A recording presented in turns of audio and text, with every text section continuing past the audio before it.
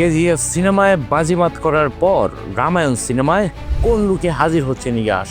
এই প্রশ্নটি করার ছিল দর্শক মহলে। অনেক জল্পনা কল্পনার পর জানা গেল রাবণ রূপে হাজির হচ্ছেন তিনি।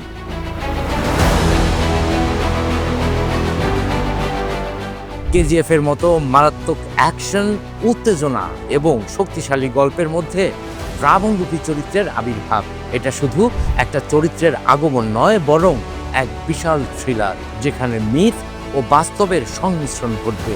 রাবণ, যার শক্তি, হুঙ্কার এবং জটিলতা এত বিশাল, কেজিএফ এর পর্দায় এসে তা কতটা ঝড় তুলতে পারে এটা কল্পনা করতেই রোমাঞ্চিত ভক্তরা। বলিউডে পৌরাণিক গল্প নিয়ে বিগ বাজেটে নির্মিত হচ্ছে সিনেমাটি। সিনেমায় যুদ্ধের দৃশ্যই হবে সবচেয়ে বেশি ফোকাসড, এমনটাই জানিয়েছেন ছবিটির পরিচালক নিতেশ তিওয়ারি। সেই সঙ্গে পর্দায় রাবণকে শক্তিশালী দেখানোর জন্য বিভিন্ন ধরনের কোরিওগ্রাফি করা হবে। আর এপ্রিলের শেষ দিকে শেষ হবে রামায়ণের প্রথম লটের শুটিং।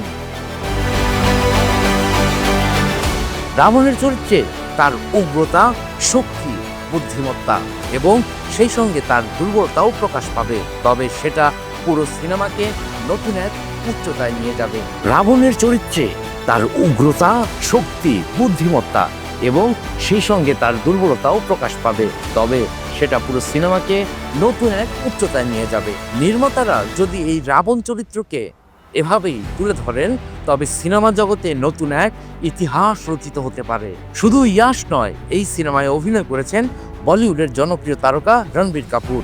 তিনি রামের চরিত্রে অভিনয় করবেন, আর সীতার ভূমিকায় অভিনয় করছেন সাই পল্লবী। সেই সঙ্গে লক্ষণের ভূমিকায় দেখা যাবে টিভি অভিনেতা রবি দুবেকে। 2026 সালের দীপাবলি উপলক্ষে সিনেমার প্রথম অংশ মুক্তি পাবে। 2027 সালের দীপাবলি উপলক্ষে মুক্তি পাবে দ্বিতীয় অংশ। এদিকে কেজিএফ এর তুঙ্গা ভূমিতে থাকা গ্যাংস্টার, আর অন্যদিকে রাবণ রূপী এক মহাশক্তি। এই দুয়ের সংঘর্ষ কেমন হতে পারে? একজন পাথরের মতো শক্ত, আরেকজন যুদ্ধে অভিজ্ঞ। কে হবে শেষ পর্যন্ত বিজয়ী তা মূলত সময় বলে দেবে। News desk, Quraish news.